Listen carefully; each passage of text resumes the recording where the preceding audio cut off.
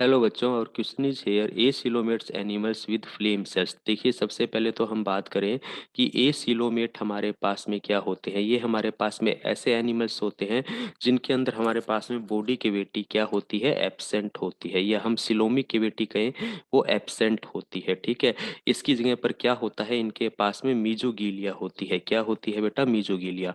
और जिनके पास में प्रेजेंट होगी उन्हें हम सिलोमेट्स कहते हैं। जैसे कि ये हमारा क्या है, एक्टोडर्म लेयर है, और ये हमारा क्या है, इनरमोस्ट एंडोडर्म लेयर है। अब यहाँ पर क्या हो, एंडोडर्म और जो हमारा एक्टोडर्म है, ये दोनों मिलकर क्या बनाते हैं, ये दोनों हमारे पास में मिजोडर्म लाइनिंग की एक केविटी बनाते हैं।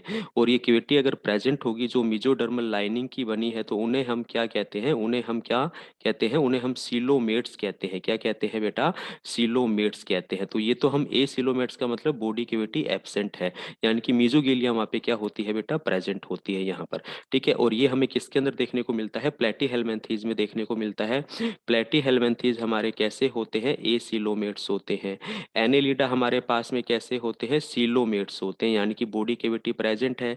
ये भी हमारे पास में कैसे होते हैं बेटा, स्यूडो सीलोमेट्स होते हैं। कैसे होते हैं, स्यूडो सीलोमेट्स होते हैं। इनके अंदर हमें क्या देखने को मिलता है, ये बॉडी कैविटी, ये मिजोडर्मल जो लेयर है, ये हमारा एक्टोडर्म और ये एंडोडर्म।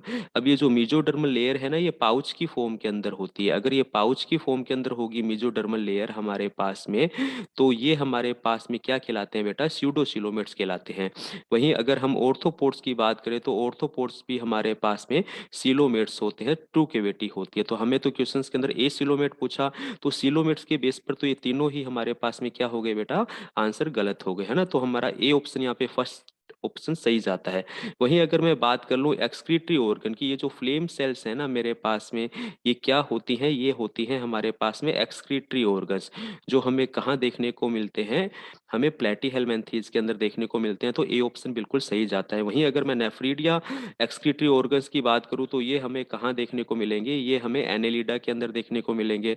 अगर मैं एसके हेल्मिन्थीज की बात करूँ तो यहाँ पे हमें एक्सक्रीटरी ट्यूब्स देखने को मिलती है। क्या देखने को मिलती हैं, एक्सक्रीटरी ट्यूब देखने को मिलती है एक्सक्रीटरी ऑर्गन्स के अंदर। और ऑर्थोपोडा के अंदर मोस्ट इंपोर्टेंट याद रखना है, मेल पीगियन टिब्यूल्स हमें देखने को मिलती है। कई बार ये क्वेश्चंस आया हुआ है। तो ये हमने एक्सक्रीटरी ऑर्गन्स की भी बात कर ली। तो एक्सक्रीटरी ऑर्गन्स भी हमें कहाँ देखने को मिलते हैं, फ्लेम सेल्स प्लेटीहेल्मिन्थीज में। तो ऑप्शन ए हमारा यहाँ पर क्या है, बिल्कुल राइट आंसर है। Thank you.